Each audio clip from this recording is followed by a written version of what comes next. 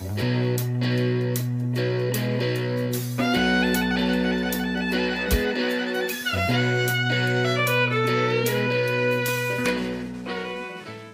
folks, Patrick here with Southern Fellow. We're here at the Luncheonette podcast where we interview the hottest new names in music and then dine at the area's local establishments. Right now we're in Daytona Beach, so we're going to be eating at the Ocean Deck sometime soon. So excited. Right after this. Love the Ocean Deck. We get to talk about the food. Right now in the studio we have DJ Jukebox Bully, a.k.a. Dana. How you doing today? I am so stoked to be here. Very happy to be here. And stoked to be eating some food, too. Ocean Deck is awesome. It's a great spot. We're glad to have her here as well. I've only known you for a short little while, but we do a lot of similar things, and we definitely like to showcase original music here in Daytona Beach and elsewhere as well. So we're glad to have you. So let's get started with the DJ side of things. So, I always wondered how somebody gets into the DJ business. Like, how do you sign up for that? Well, it was an accident, really. I went to school for psychology and philosophy. Wow. And I worked in behavioral therapy. Oh my goodness. And during the pandemic, I was doing DJing kind of as a hobby when I moved back from school to Daytona. But really, it just started since a kid, like forcing people to listen to what I like. From making my own tapes and like blasting it throughout the house to vinyls and making my CDs and house parties taking over. So it was an innate already like urge to just take over and force people to listen to good music or what I believe to be good music. And then it became like just for fun with my friend's band. I would just play like between the sets instead of the jukebox. I said, this jukebox sucks. They're like, you do it then. I'm like, okay, I will. And that's how the name came along, DJ Jukebox Bully. It's actually inspired by a bouncing soul song called Bully in the Jukebox, which is what I did. You take over the jukebox when you go places. And then people kept asking me to like, hey, you want to do more parties and bike events and weddings? I'm like, you want to pay me to play the music? I'm like, all right. Oh, okay. I'll take your money and play the music. I would have done it for free. But then after the pandemic, I couldn't see my clients anymore. And I turned my focus into making it my only career, along with also the locals mix, which was born during pandemic as well. We're going to talk about that in a little bit. We got a few questions about that because that's something I'm highly interested in, is the local mix. But so you kind of just went with the flow. People kept asking you to be a DJ and all that kind of stuff. It's funny because we have a couple like bullying jukebox songs and country music. Yeah. Like Bubba Shot the Jukebox. Yeah. Bubba Shot That's the a common Jukebox. theme, yeah. Play Well, two you add songs. alcohol in a bar and late at night and Sad jukebox people, and sad sad songs. people and maybe a song someone doesn't like and some violence is going to happen. Yeah, we always love sad songs here on in the country side of thing, which is kind of the three of us. Jordan Redding's a country music artist based here in Daytona Beach. Right. And Lauren, our photographer, she's definitely She's a country photographer. She's a country photographer, yeah. She does a lot of our shows. She films and photos all of our shows. So how do you feel about the DJ business in the current climate where everybody's got, a Bluetooth box and Spotify? Honestly, DJing to me is so much fun that I really don't look at it that much as like a business. I only really look at it in the sense, even when I started, like I said, I never meant to be a DJ.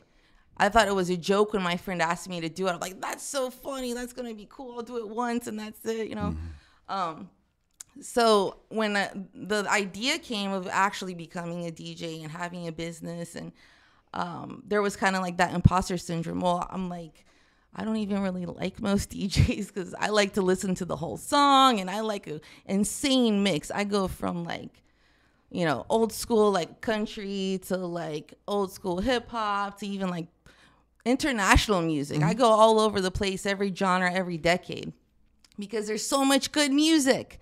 And that's what's amazing about music for me, is like the magic of it. Like, you can listen to something and it could have been written by someone in another country in another time, and it can just like get you, you know? And that's the beauty of music. It's timeless. It goes through all genres and decades. So most DJs were not like that necessarily. And then I realized DJs are actually a lot like chefs. When you think of a chef, which I love food, by the way. That is music, food, and travel. That's really all I care about. You're in the right place. So, and when you think of a chef, there's so many, right? And they each have their own expertise and the way that they do things. But really what lies there is the passion for food. And with me, I have a very severe obsession with music. So it just came naturally to share that. And then, in that sense, I don't look at it that way that much. I don't think about it as much as, is it a competition that people put on their Bluetooth? Or to me, the more music, the merrier. I don't care how you're getting it.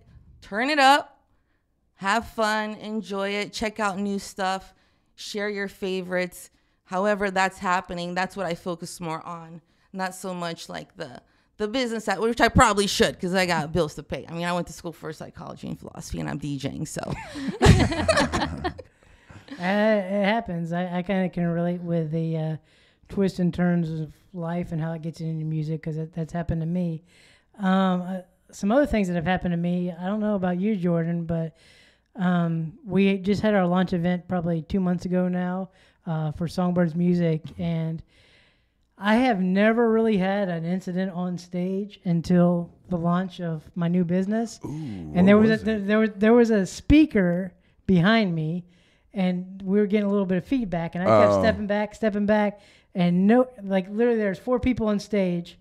Nobody was like, "Hey, Patrick, there's a speaker behind you." Like, yeah, that's 101. Yeah. You can't point into the speaker, you know. So yeah. So I took another step back, and man, I fell flat on my butt. And literally, like the 4 years that I've been on stage with Southern Fellow, that's the first thing that's ever happened. Oh, that's so bad. I thought you just meant the feedback was the embarrassing part. No, I mean that. That was like you know. Oh my, that's so bad. But yeah. No, I've fallen on stage a bunch of times. Actually, yeah. One time I got my start playing in church. So I started playing drums, actually. That was my first instrument. And there was already a drummer in the worship team. So I was like, so how can I play drums? So they just set up this like little side percussion thing of like little bongos and shakers and stuff like that. I was like 12. And I fell on stage, and I went to catch myself, and I just hit one of the bongos really loud. It was like, boom. So it was this hilarious noise. And everyone's like really quiet and somber. And then all of a sudden just like started playing Wipeout on the drums or something, you know? So if people didn't get the first part that you kind of slipped, they definitely got the second. Yeah. They didn't see me. They heard it. Yeah. Time. Everyone just like had their head down and then went. He's young. Yeah, that's fun. We have kind of. I thought you were gonna say like you tried to do a backflip for Jesus or something like that. I should. It went crazy. I wish I could do that, but I can't. But yeah, at our church, I'm Catholic, but at the end of Mass, they have the young kids come up and they bring out all the toy drums and little guitars and everything to have the kids play. It's sweet to watch them, but it is a mess. It is a mess. Like everybody's off key. Oh my gosh! You can really like. It's a joyful noise. You can really like see which kid has somewhat of a music talent and which don't very quickly. But that kid don't continue with that. So going back to Jukebox Bully, what's happened to you behind the DJ booth? What have you done that's been kind of a little bit of a slip up, embarrassing, and wish you could go back? I mean, honestly, the most terrifying aspect of DJing is technology and weather. Oh yeah. And I think any musician or anybody that works with anything with technology outdoors is terrified as well. Yeah. Speaking of the ocean deck where we're gonna go have lunch, that's one of my traumatic experiences. Ooh, so yeah, thanks a lot for taking me back. Let's hear it. Let's hear it. It was like a beautiful day, and we were all playing. It was an outdoor event, you know, like playing reggae music, you know, playing between the bands. That's like my favorite thing to do is play with live music because I'm obsessed with it, and that's like really the only way I can go. as if I can like weasel my way into like playing between. And we start like seeing clouds come, and I'm like, maybe we should just move it inside. And then they're like, oh no, it's just gonna spit on us and go. I'm like, all right. Within like 2 minutes, it was like, you know, that Florida summertime, like almost like little baby hurricane that came, and I had to be a human shield to like my equipment while like everything's like flying around. People are trying to help, like, you know, and all the bands, everyone's trying to cover, you know, all their stuff up. So, I mean, not necessarily embarrassing, but definitely traumatizing. It's happened to me twice with all my equipment. Just torrential downpour all over it, and it comes so fast. Oh yeah. Yeah. You'll be looking at the radar, and you're like, we have like 2 hours, and it's there in 15 minutes. You're like, what just happened? Yeah. And I had something similar happen. We were doing New Queens of Country, which is a showcase that we do every year, and we were on the rooftop at the Streamline Hotel. Ooh. And everything was going good, and all of a sudden these clouds started coming, and it was almost like straight up hurricane season. And luckily enough, there was a company there also called Streamline, but they were a sound engineer company out of Nashville, and those 3 guys like helped us. Like we were off that rooftop like within 30 seconds. That's pro. With those guys, and it was, you know, we set up downstairs and it went smoothly, but yes, crazy things do happen. Weather, and, you know, now that you say all this, you know, I wanted to eat someplace else, but you know, Lauren kind of wanted to leave, you know. No, I was just joking. He's lying. He just likes to blame it on me. Where you live that traumatic experience. No, I love it there. Yeah. I love the music and being right on the water. So no, I'm just joking. I've gone back there many times before, but it does bring back memories. Not gonna lie, every time. I'm just trying to cover myself because I didn't know that story. So the only other dangerous thing too are drunk ladies that want to twerk and they for some reason gravitate towards like holding onto my DJ table every single time. There's that one that just thinks it's a great spot to hang on to. Does it have wheels? Does your thing have wheels? No. Oh, okay. You know, some carts, like some it's gear. Just, I don't know what it is. Like, they just gravitate towards, you know, I guess because where it's louder. I don't know. But it's funny, too. I do, like, a kid's a sweetheart ball, which I love to do. It's a daddy-daughter dance. Oh, that's nice. And I just love that. It's hilarious to me as a, you know, a girl and party girl to see that we're all always the same. Like, the girls, you know, the young girls, they start off, you know, just like older girls, they're all dressed up in their nice dresses, you know, and everyone's like just real proper. And then, you know, the music's pumping, and for the young girls, the sugar's pumping, you know, because they have cute little candy bars. Oh yeah. Some you know, sticks. Older women also get their own, you know, kicks, whatever, you know, they can be pumped up by just music too. But then towards the end, it's like, I got all the girls on the stage with me, like riding, dancing, like more Taylor Swift, and like, of course, you know, same with the older ones too. So it's really funny and cool to see like that back to the magic of music, you know, and you know, whether you're a girl or not, I'm sure you can relate to like that joy of dancing around when you're a kid, like throughout all the ages. Absolutely, yeah, that's what it's about. Yeah, I don't think it changes much, especially when Taylor Swift comes out, man. Those little girls go crazy when that happens. Yeah. I got a friend in Australia. She has some music out, but she's doing this like Taylor Swift like cover tour, and like literally like thousands of little girls just like going out to that thing, just acting all crazy, and like Taylor Swift's just there. So speaking of you know, music and all that good stuff, how do you curate, you know, your set list for a particular party? For me, because I like so many different types, the funnest thing is kind of adapting to every different party or event or wedding. That's what makes it exciting for me, because I'm like, okay, so what do you like? I always ask them, what do you love? And then also, most importantly, is what do you hate? Because that's important too. Yeah, what am I not allowed to do? Yeah. You know, you have trigger songs. I'm not going to, you know, I don't want it to be your wedding and I'm playing some song that makes you think of like, you know, so-and-so and what happened, you know. Your previous 5 husbands. Hey, you know, I got 3 ex-ones, so I get it. You know, I don't want to put any triggering ones. And actually, I've had, very interesting, I have had a client put a song, and actually it was the Police, Every Breath You Take. It made them physically sick.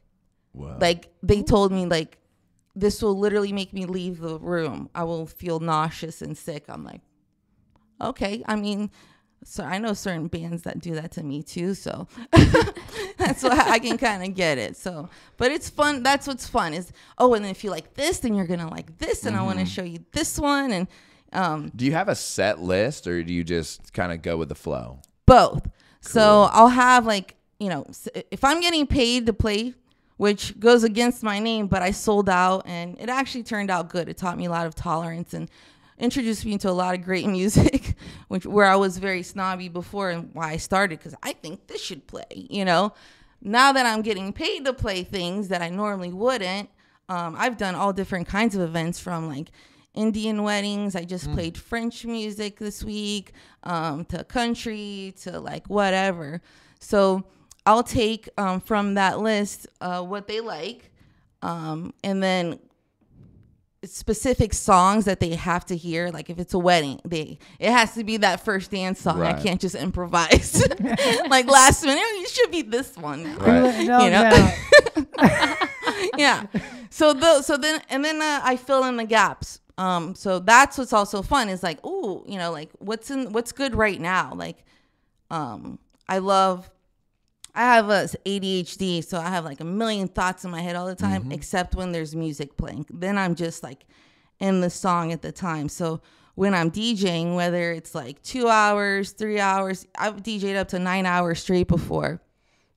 And it's just, my body feels like I'm old now, but my mind's always like, oh, this song next. This song would be good next. And then like going off of people and seeing like, oh, that hit, like, that was for that person. That's what I wanted to hear you say. Yeah. Do you go off beats per minute or something like that? Are you like, oh, this is around the same tempo or this is around the same kind of vibe? I'm going to hit them with 2 of those in a row and then switch them up and do this other style? Or what's your thought process with that? I have no like formal training or like education on anything like that.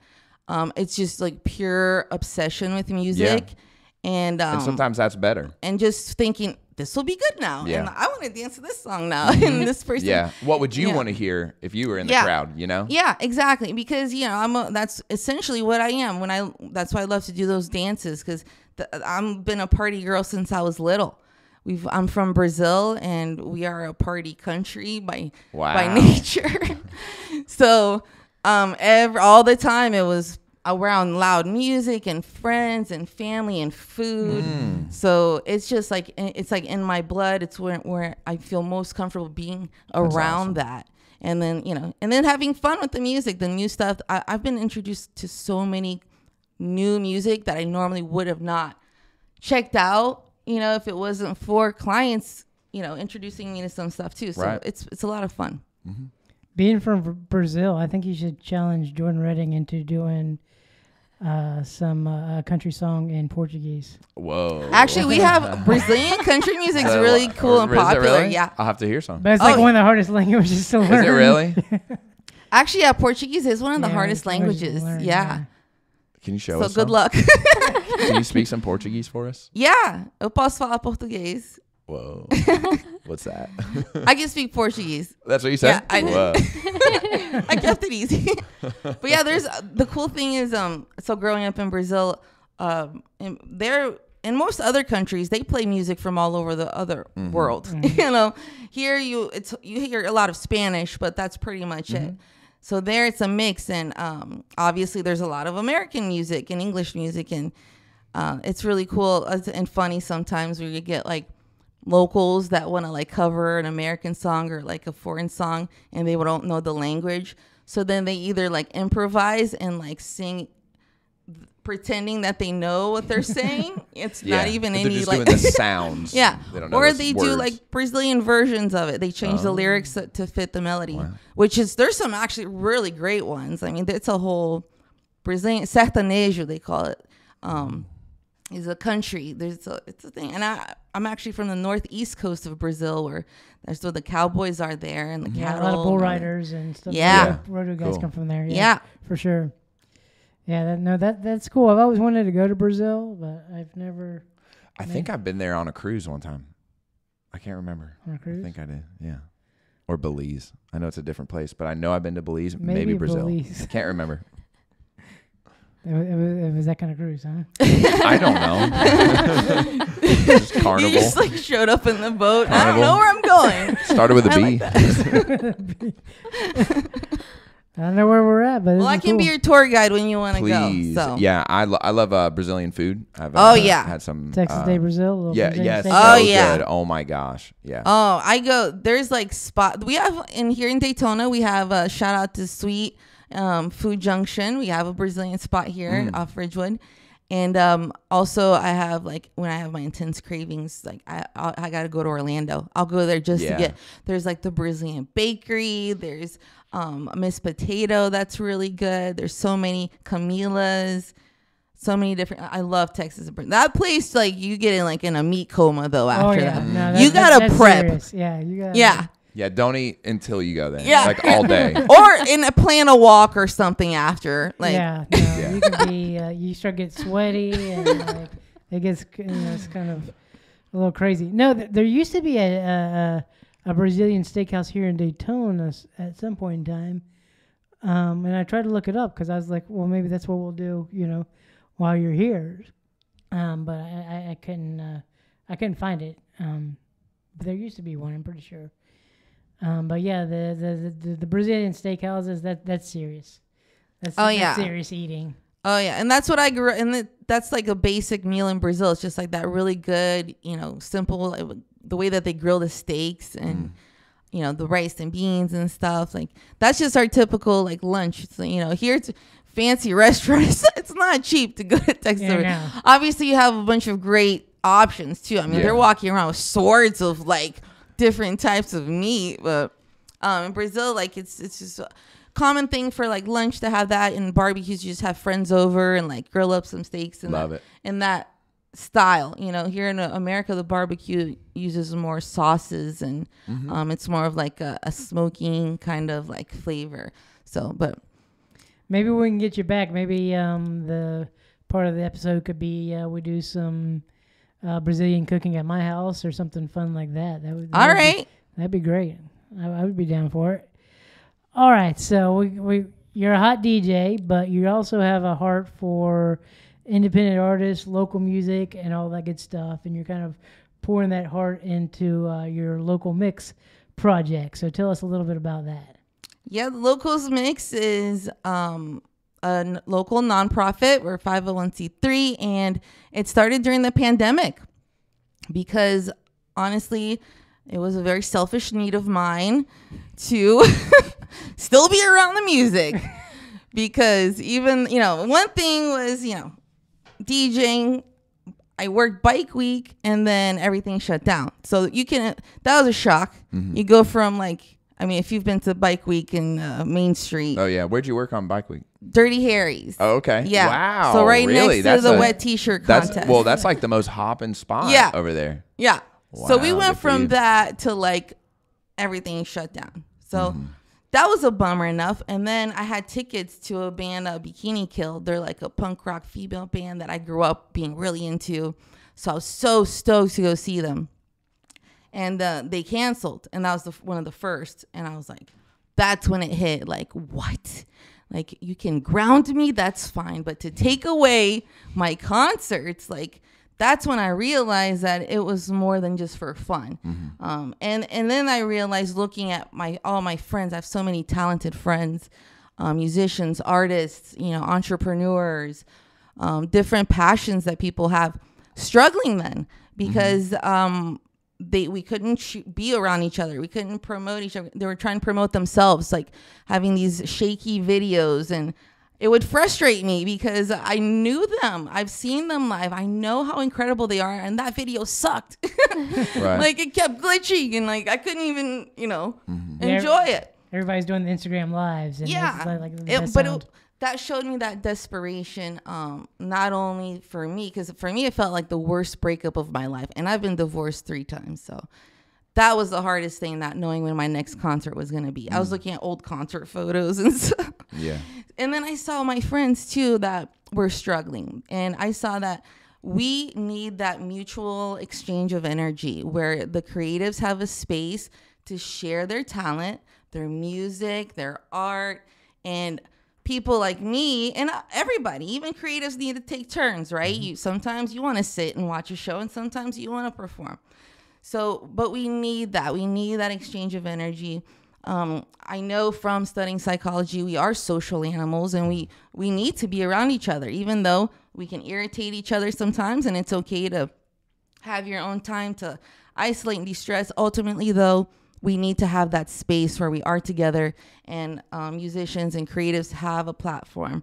So in 2020, when they said don't do anything, we put on 6 shows in 6 months, and they each featured 4 different local original musicians, and they varied from solo to band, and they vary in genre. We had hip hop artists, and we had a different live painting artist, and cool. We fundraised for different nonprofit. And that was crazy to try to pull that off in 6 months during the pandemic with no money. Yeah. Just being like, hey, you want to do a party for free in the pandemic? And luckily, though, a lot of people were cool enough to agree to get us to the point where we're 4 years in, and we host the Music and Arts Expo, and that's at the Museum of Arts and Sciences, where we have an original music competition, and we have live painting artists there as well. So this is going to be our 4th year doing that. But yeah, I just started in the pandemic out of that pure desperation to stay around it and keep it a platform going to support creative community and support our arts. That's great. I mean, on behalf of other artists that you helped, I mean, thank you. I mean, that's so great to like keep that community going. So. I feel like saying thank you to them, so it's like that mutual thing. Of course, yeah.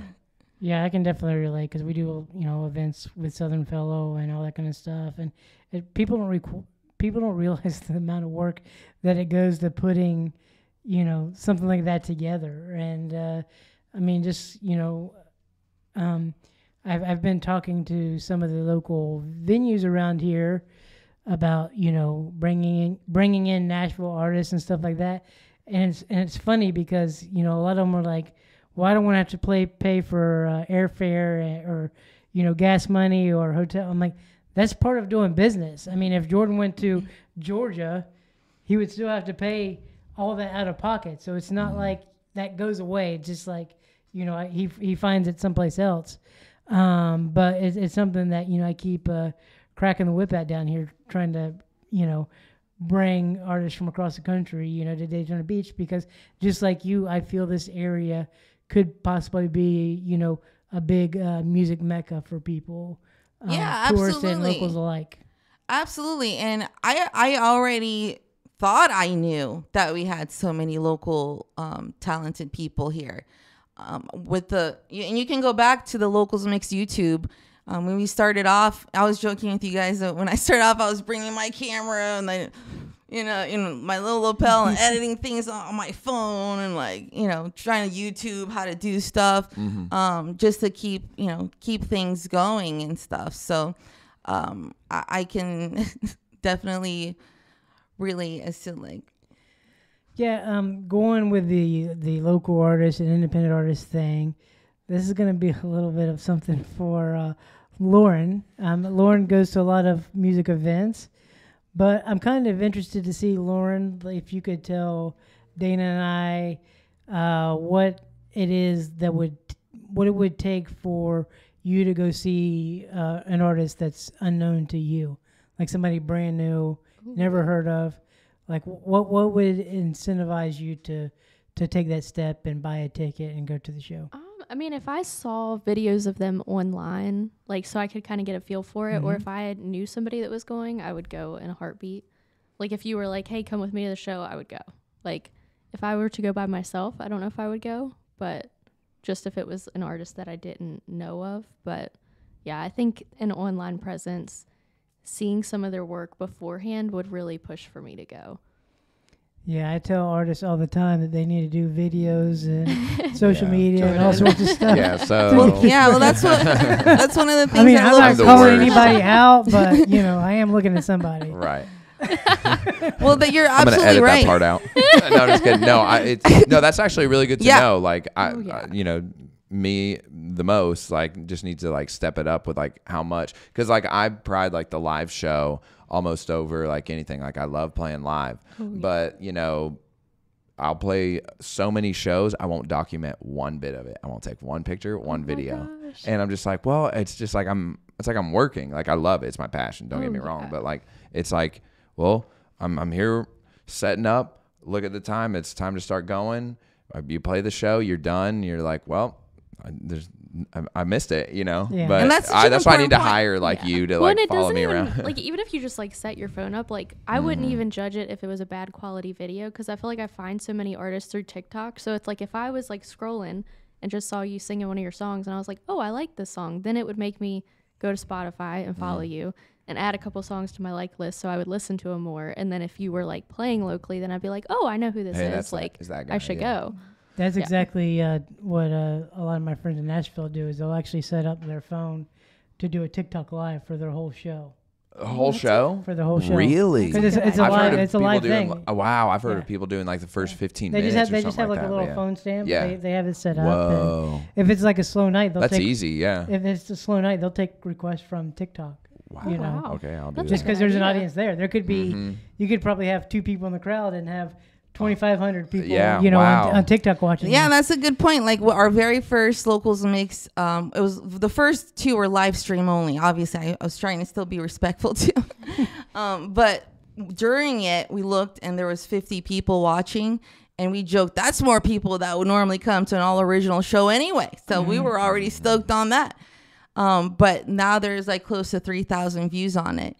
And that's what's really exciting about what the pandemic showed. A good part of it is that you can take a local global approach. Like we can support our local creatives, our local community, but by showcasing it, you know, that's why the Locals Mix, we have interviews, we have recaps, we have with our original music competition, we record one song from each musician. So you can actually vote from all over the world. And the point really being, we don't, you know, personally, I don't care about, oh, you're the best. Personally, I'm excited about you being able to share your music all over the world and having the incentive to, you know, it's one thing to, hey, just here's my song, but it's another to be like, hey, I'm participating in this and I could really use your votes. And it kind of helps people feel more comfortable promoting themselves as well.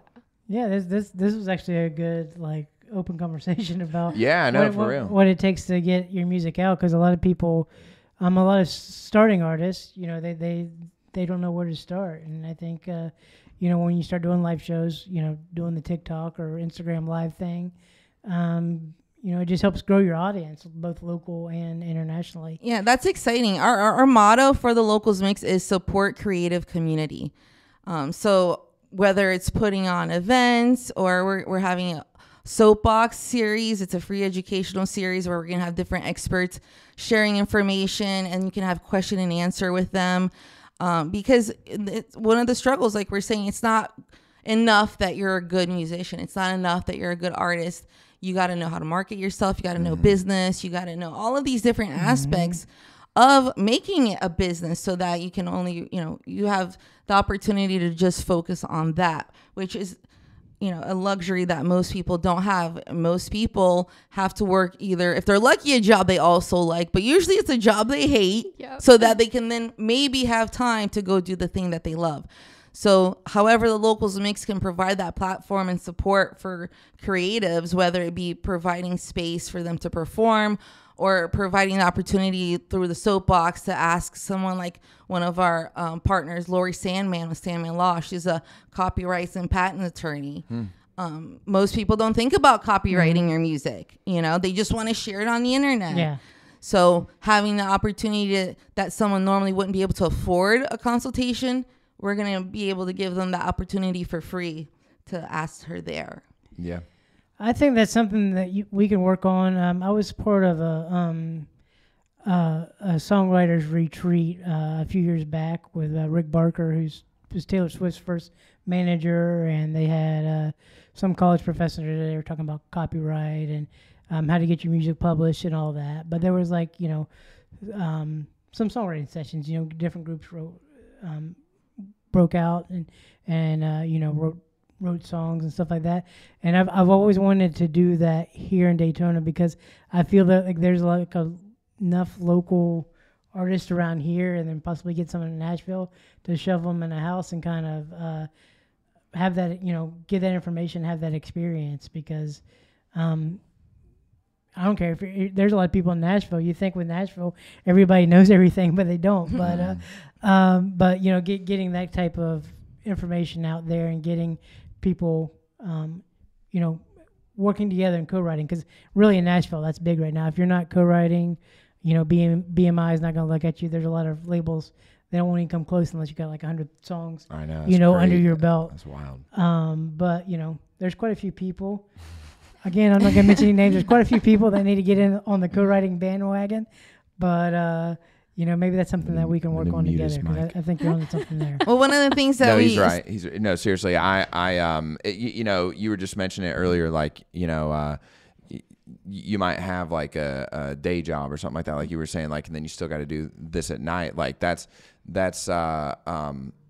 like what's hard. It's like in Nashville, you have everyone who's like wanting to be creative all the time. We do need to bring that here because it's like, well, everyone's working during the day, and then when it's at night, it's like, well, I still got to do like my night things, not necessarily be creative. And like, there's only a handful of people who can, Yeah. And so that's why, these type of like building that community is so important. So yeah. that's the biggest goal is creating more of a culture in our community that is supportive and enriching to the creative self, which is really all of us, and it's allowing that space to explore. One of the things that we're hosting is an all originals open mic night at world's most famous brewery, hosted by Matt Wall, a great local musician here, part of the Locals Mix team. But we're the only one like it, where you can feel comfortable and that you can be okay performing your own music. It's been, that's just one of the ways that we can provide that support, and it's been a great turnout. But in any way that we can do that, we're trying to figure that out, and we're gonna do that as the Locals Mix and working with other people in our community. Another big motto of ours is together we grow. I think in a thriving community, there's a lot going on all the time.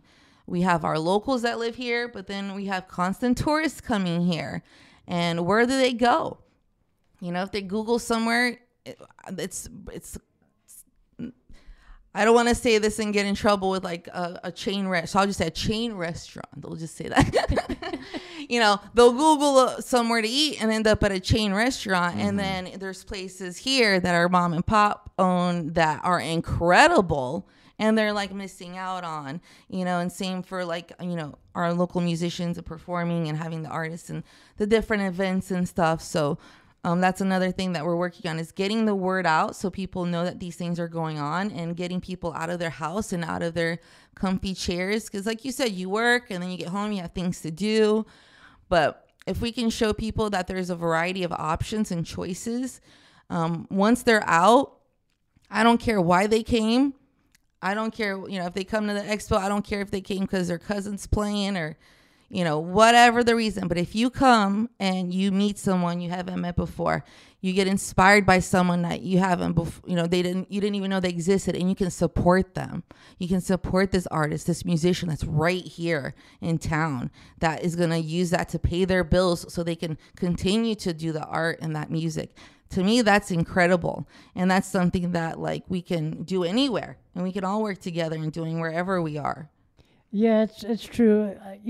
Going back to talking to venues and stuff like that, people don't realize, just like Jordan, like everybody sees the 3-4 hours, whatever he's on stage, but they don't see the 2 hours that it took him to get to that stage and then load up and then unload and then practice, and then the money he spends on guitar strings and, all that kind of stuff, the equipment that he needs, the speakers. Yeah, there's a lot that goes into it. Oh, yeah. So, it drives me crazy when it comes to independent artists. Like, people will flip out about a $5 ticket, where if they go to see anybody mainstream, it's like $140. Oh, I wish it was that cheap. Yeah. I don't even want to think about what I've paid for shows lately. It's almost shameful. Yeah. Yeah. But then going back to somebody like you never heard of, like Exactly. why are you going to complain about a $5 ticket? You know, I'd be complaining more about the $20 drinks, but because that's where they get you. That $5 is one shot, but you know, you have 4 drinks and you're like, well, I just spent $150 at this bar. But yeah, no, I think you have a good thing going on with the locals mix. You know, I'm excited for you. I know we've sat down a couple weeks ago and tried to hash out how we can work together. Hopefully we can continue with that. And I know Jordan and Lauren and would probably be willing to help. Absolutely. Yeah, definitely. You whatever just got need. sacrificed here on the show. It's live. Yeah. Hey, It's archived forever now. Now what's going to happen is Jordan's going to be really loud, and it's going to cut to silence. I'm going to mute his mic for real. When Lauren's name gets dropped. I didn't say that. How can an artist sign up for the locals mix, or take me through that process? So right now, that is like our campaign is get in the mix. So different ways that we can get people involved because we're growing. Not only are we growing with different partnerships in the community, you know, through the Museum of Arts and Sciences. We have the Music and Arts Expo there. We have a Living Arts fashion show September 26th with 5 different incredible local artists. They're going to each have their own interpretation of living colors. That's going to be really cool. We've partnered with the Museum of Ormond, the Veterans Museum. We've partnered with Granada Grand Festival in Ormond, Main Street, Arts Festival here on Beach Street, all of which they tap us in to bring in local musicians. So we're able to help these performers that normally wouldn't get booked for these gigs on a stage and showcasing their music. So those usually we're going to have a directory set up on the website where musicians can sign up, where artists can sign up to be one of our featured artists. So Matt Wall, we call him our band daddy. He's the one that's in charge of I know the Matt Wall very well, actually. Yeah. He's cool with that name too. I was glad because I like how it rhymes. Of course he is. So he's in charge, of like, and that's why he hosts the originals music thing. We're actually going to be doing a segment too, with the Locals Mix Show on Jeep Beach Radio. It airs every Saturday, 7 to 10 p.m., where Matt's going to be doing a feature on some local musicians. Wow. So that's going to be cool as well. So getting involved in that, showing up to the original music open mic, that's going to be your way to get on that. And looking out for our website, thelocalsmix.com, where we're going to have the directory there. It's not up right now, but it's going to be there. So stay tuned and you'll be able to sign up. Artists, we have Natasha Azari. She's our art mama. I've known her for a very long time too, actually. Yeah. She's got the Save the Arts movement. Yeah, she's amazing. So she's joined the Locals Mix team and appointing our different featured live painters for each of our events. Mm-hmm. So she's appointed some incredible ones for the events that we have coming up. They'll be able to sign up for that as well on our website. And for the original music competition, that you have to look out for when we get closer to like around January. That's a series of events. So if you want to sign up for that, you just want to make sure that you can make it to the dates, because we have round 1 is usually in August. We have round 2. No, round 1's in June. My bad. Round 1 is in June. Round 2 is in August, which is coming up. Our next one, August 10th. So 6 different ones perform. And then the top 3 from each ones go into our finals round in October. And then the top 3 from those, and we'll know who the winners are, will perform at our awards show. And that's where we announce who wins and such. So we have to go through that, and then you can sign up for that. But just make sure when you are that you're looking at the dates, because anyone can apply, any genre. Like I said, we have DJs, hip-hop, bands. Even me? Yeah. Because I tried to do an open mic at a Jordan Redding concert, and it didn't go too well. You know what I did? I muted his microphone. Just kidding. I could never. Yeah. What if you were such a good singer? What if he was so good? Well, that would make everybody's that'd like be intimidating. everybody's You're joking in gonna promote Nashville, me? like why haven't you learned guitar yet? And I'm like, I just haven't learned. Like you're gonna be one of those guys that like just picks it up and like starts strumming chords and be wailing. like, this wasn't that hard. Like this is easy. What is everybody complaining about? I doubt it's gonna be that way because I played piano for 8 years when I was a kid. Oh really? Yeah, I did do That's the cool. piano thing for. Do you still play? No. Could you like remember some things? I probably could remember like Fur Elise. And actually a little bit of the Red Strokes by Garth Brooks. That's going back a long time ago. But it was like one of his piano songs. If you ever saw the music video, he's in all white, the piano's white, and he's playing the piano, and like red paint starts going out of the walls out of the piano. It's a really cool music video. So I saw the music video. I was like, I gotta learn piano. That's what I want to do. Oh, that's cool. And my music teacher's like, you're not ready. Well, I'm quitting if I'm not doing this. And she's like, okay, well, we'll take 10 minutes out of every day to learn the sheet music for it. That was a good trade-off. That was nice. Yeah. So I probably got through like I don't know, a verse maybe. Some of that old like 90s like country it's old piano 90s is country, really hard. Yeah. It's really advanced stuff. But it was a really cool music video. It was a really cool I'll have to music look it video, up. so I wanted to do that. But no, so it's a good thing that you're given an opportunity to people at Jordan's level as well as my own, which is non-existent.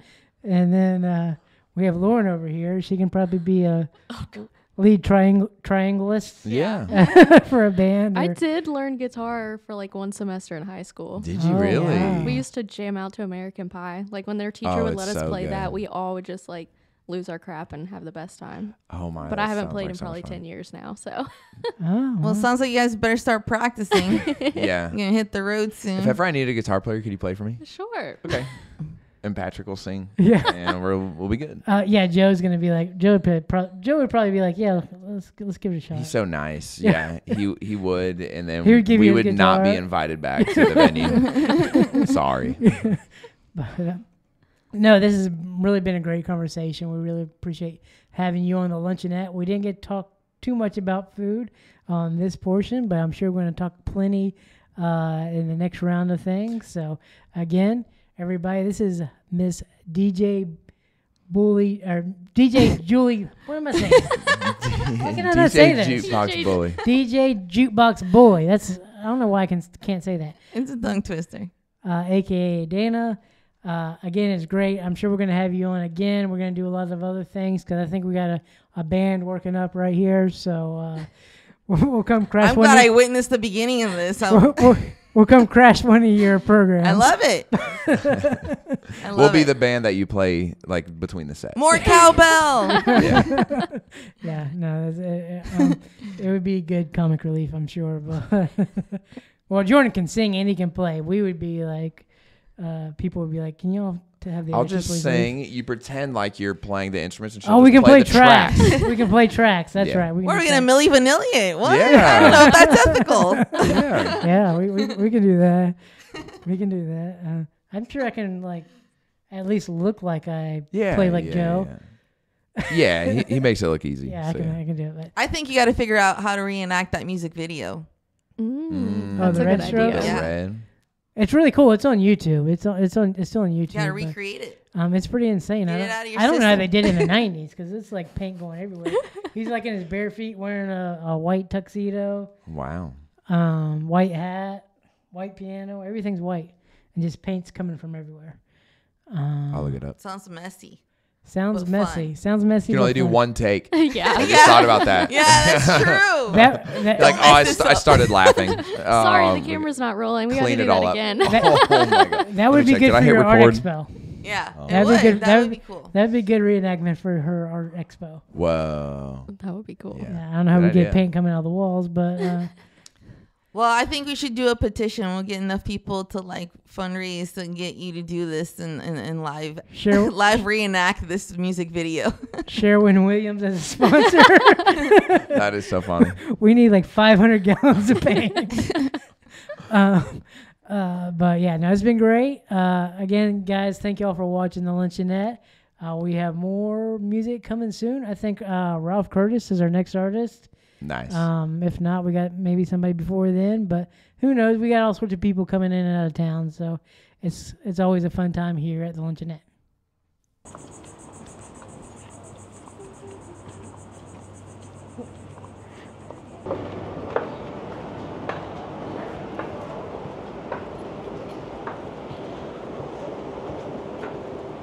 Cool gift shop. Gift shop. It doesn't take much to get you excited. Thank you. I know, not really. Ready? Cheers, everybody. Cheers. Hey, DJ Jukebox Bully, what are you getting today? I'm gonna go with the crab cake today. Try some. Jordan, what are you getting? All right, anytime there's something Cajun on the menu, I have to get it. I'm getting the Cajun Mahi fish tacos, served with their Rasta Ranch sour cream and rice. Can't wait. Patrick, what are you getting today? I'm going for the mahi mahi sandwich. I love a good fish sandwich, so hopefully it does me well. All right, Miss Lauren Lewis, it's your turn. What are you getting? I'm getting shrimp quesadillas and gator bites. Gator bites. That's a stretch for you. No, it's almost a chicken tender. Almost a chicken tender. That's right, guys. She loves chicken tenders. Walk over everybody's.